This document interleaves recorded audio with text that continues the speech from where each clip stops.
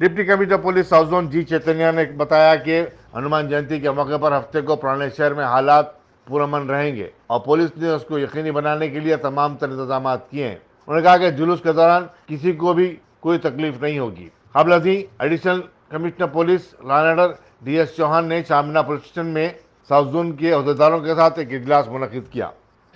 South zone के police के side से सबको गुड इवनिंग। कल हनुमान जयंती प्रोसेशन है and at the same time कल हमारा रमज़ान का पवित्र महीना चल रहा है, तो दोनों फेस्टिविटीज़ को देखते हुए उसका बंदोबस्त किया गया ताकि पूरा रास्ते पे किसी को कोई डिस्टर्बेंस ना हो। उस प्रोसेशन रूट को सभी सीनियर ऑफिसर्स आके आज देख के गए। अभी तक सीनियर ऑफिसर्स का ब्रीफिंग भी हुई एंड वो जो भी ऑपरेशन का इंचार्ज है उनसे भी बात हुई ताकि एंटायर प्रोसेशन पे कोई दिक्कत ना हो और सभी को अपना अपना रीति रिवाज के हिसाब से अपना फेस्टिविटीज़ मनाने के लिए सभी पुलिस की साइड से अरेंजमेंट किया गया। Thank you.